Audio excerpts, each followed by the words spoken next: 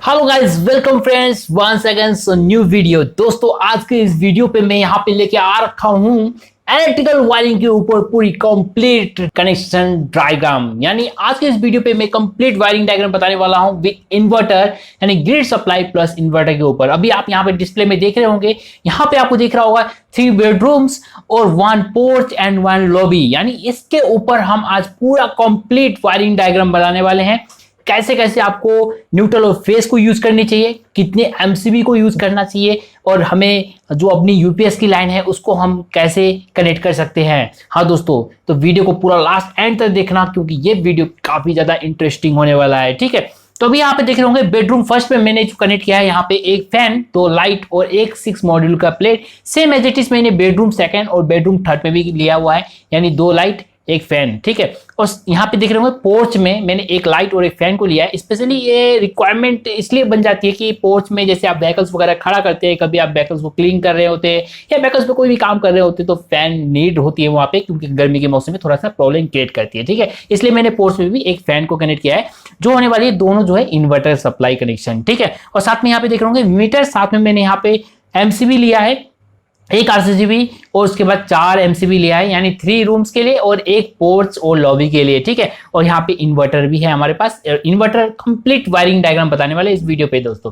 तो अभी तक आपने हमारे चैनल को सब्सक्राइब नहीं किया, सब्सक्राइब करके नोटिफिकेशन बेल आइकन को जरूर प्रेस कर लीजिएगा, ताकि आपको इस तरह से होम रिलेटेड इंफॉर्मेशन मिलते रहे। ठीक है, तो चलिए ले चलते हैं आपको वायरिंग डायग्राम की तरफ। और वायरिंग डायग्राम जो है फुली एनिमेटेड होने वाला है। अगर आप भी चाहते हो इस तरह से एनिमेटेड वायरिंग डायग्राम बनाना, तो नीचे डिस्क्रिप्शन बॉक्स में लिंक दे दूंगा वीडियो का, वहां पे जाके आप उस वीडियो को देख लेना।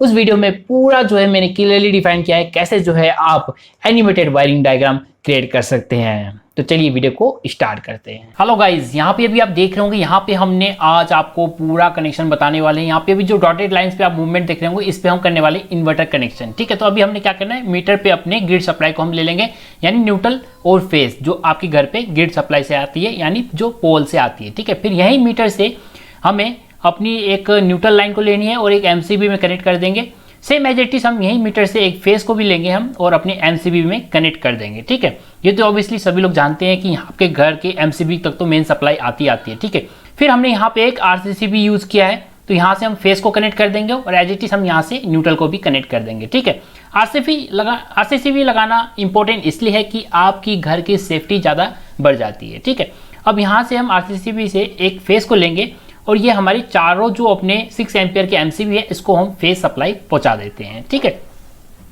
ये देख रहे होंगे, इसी तरह से आपको कनेक्ट करना है। ठीक है, जंप लेना है एक दूसरे से। ठीक है, उसके बाद हमने यहाँ पे एक ले लिया न्यूट्रल लिंक। अब हम क्या करेंगे, आरसीसीबी से एक न्यूट्रल लेके हम अपनी इस लिंक में कनेक्ट कर देंगे। ठीक है, ये कंप्लीट हो चुका है। अब हम करेंगे सारे घर के कनेक्शन। ठीक है, तो यहाँ से हमने फेस ले लिया है और हमारे बेडरूम फर्स्ट के 6 मॉड्यूलर बॉक्स में पहुंच चुके हैं। ठीक है, यहाँ पे हम 2 स्विच पे हम फेस सप्लाई पहुंचाएंगे। एक स्विच के माध्यम से हम एक बल्ब को कनेक्ट करेंगे, यानी ये वाला बल्ब जो है हमारी ग्रिड सप्लाई पे काम करने वाली है। ठीक है, अब दूसरी स्विच से हम क्या करेंगे, अपने सॉकेट को सप्लाई देंगे, यानी हमारी जो एक सॉकेट है और एक बल्ब, ये हमारी रॉ पावर पे चलने वाली है, यानी ग्रिड सप्लाई पे चलने वाली है। ठीक है, एज इट इज ऐसे ही हम क्या करेंगे, दूसरे एमसीबी से फेस लेके और हम बेडरूम सेकंड पे कनेक्शन करेंगे 6 मॉड्यूल बॉक्स पे, एज इट इज जैसे हमने बेडरूम फर्स्ट पे किया था। ठीक है, यहाँ पे भी हमने 2 स्विच पे सप्लाई दे दिया है। एक स्विच से हम यहाँ पे बल्ब को कंट्रोल करेंगे और दूसरे स्विच से हम अपने सॉकेट को कंट्रोल करने वाले हैं। ठीक है, और ये जो आप डॉटेड लाइन देख रहे होंगे ना 3 कमरे में, यानी बेडरूम फर्स्ट, सेकंड और थर्ड में, इसमें हम इन्वर्टर कनेक्शन करने वाले हैं। इन्वर्टर कनेक्शन कैसे करेंगे वो भी आगे आप वीडियो पे जान सकेंगे। ठीक है, अब एज इट इज ये कंप्लीट हो गया। अब तीसरे वाले रूम को, यानी जो हमारी बेडरूम थर्ड है, उसके लिए भी हमने यहाँ से एमसीबी से ले लिया है। यानी हमारी जो बेडरूम है, हमारे यहाँ पे 3 बेडरूम है इस ड्राइंग पे, और यहाँ से हमने 4 एमसीबी लगाया है। ठीक है, हर कमरे के लिए अलग अलग एमसीबी है, और एक एमसीबी में क्या करूंगा, अपनी लॉबी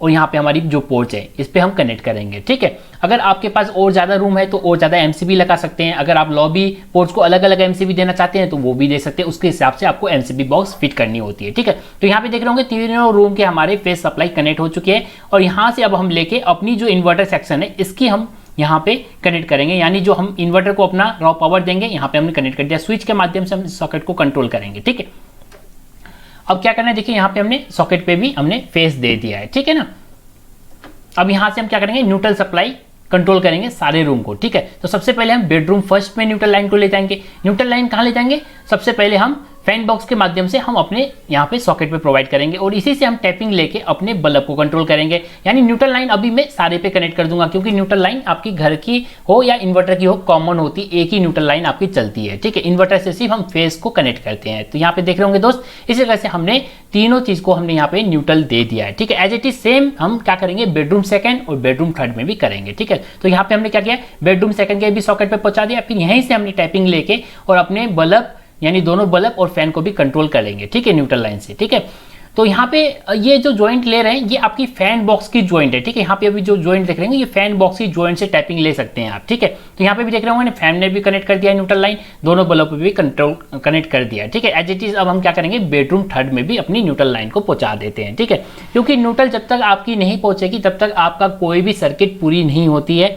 ठीक है, और सर्किट को पूरे करने के लिए न्यूट्रल लाइन सप्लाई देनी होती है। ठीक है, तो देख रहे होंगे यहाँ पे हमने जो बेडरूम थर्ड में भी अपने सॉकेट पे न्यूट्रल पहुंचा दी है और यहाँ पे हम दो बल्ब और एक फैन को भी हम न्यूट्रल कनेक्ट कर देंगे। ठीक है, और दोस्तों अगर आप इस तरह से मूविंग वीडियोस चाहते हैं, कैसे बनाते हैं इस मूविंग वीडियोस को, अगर आप इस टाइप की वीडियोस क्रिएट करना चाहते हैं तो नीचे डिस्क्रिप्शन बॉक्स में लिंक दे दूंगा, वहां से जाके आप उस वीडियो को देख सकते हैं। ठीक है, अब यहीं पे हमने क्या किया, यहीं पे हमने टैपिंग लेके और यहीं से हमने अपने पोर्च वाले सेक्शन को भी न्यूट्रल पहुंचा दिया, यानी फैन और बल्ब को। ठीक है, अब क्या करेंगे हम, ये तो हमारी पूरी लाइन कंप्लीट हो गई है। अब ये वाली जो हमारी इन्वर्टर वाली जो सॉकेट थी यहाँ पे अभी हमारी न्यूट्रल लाइन नहीं पहुंची है, तो इस पे भी हम न्यूट्रल लाइन पहुंचाएंगे। तो हमने लिंक से यहाँ से हमने न्यूट्रल लाइन ले लिया है और यहाँ पे भी हम सॉकेट पे इसको कंट्रोल कर देंगे। ठीक है, सॉरी फ्रेंड्स यहाँ पे थोड़ा सा डिस्टर्बेंस हुआ है। ठीक है, ये एक्चुअली बाद में मूवमेंट होना था पर पहले मूवमेंट हो गया। तो अब यहाँ से क्या करना है, इन्वर्टर हमारी ऑन हो चुकी है। अब यहाँ से हमने इन्वर्टर लाइन लेनी है और अपनी पोर्ट्स की जो सेक्शन है हमने यानी बल्ब और फैन दोनों को हमने इन्वर्टर पे कनेक्ट किया, क्योंकि पोर्ट्स में ऑब्वियसली बहुत ज़्यादा काम होता है।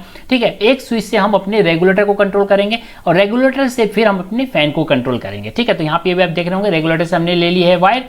ये जो अपनी देख रहे होंगे स्काई कलर की जो यहाँ पे वायर मूवमेंट हो रही है ये हमारी इन्वर्टर की लाइन है। ठीक है, क्योंकि यहाँ पे मैंने सेपरेट कलर पे आपको बताया है, इजीली आप ट्रेस कर सके। ठीक है, अब दूसरे स्विच से क्या करेंगे, अपनी इस बल्ब को कंट्रोल करेंगे। ठीक है, ये तो हो गई हमारी पोर्ट्स की पूरी वायरिंग। ठीक है, लॉबी में मैंने एक्स्ट्रा नहीं रखा है, लॉबी में अपनी मीटर, एमसीबी बॉक्स और इन्वर्टर प्रोवाइड किया है और यहीं से हमने टैपिंग लेके अपने बेडरूम फर्स्ट में भी हमने जो अपनी इन्वर्टर की सप्लाई है वो पहुंचा दी है। यानी एक स्विच में सप्लाई दे दी, एक रेगुलेटर पे दे दी है। रेगुलेटर से हम क्या करेंगे, सीधे उठा के अपने फैन को कनेक्ट कर देंगे। ठीक है, रेगुलेटर के लिए मैंने यहाँ पे स्विच नहीं प्रोवाइड किया, अगर आप स्विच प्रोवाइड करना चाहते हैं तो स्विच के थ्रू भी आप रेगुलेटर को कंट्रोल कर सकते हैं। ठीक है, अब क्या करेंगे, दूसरे स्विच से हम इस वाले बल्ब को कनेक्ट करेंगे, क्योंकि ये देख रहे होंगे डॉटेड लाइन्स के भीतर जो है वो हमने इन्वर्टर कनेक्शन करनी है। ठीक है, ये बेडरूम फर्स्ट की हमारी पूरी कनेक्शन पूरी हो गई है।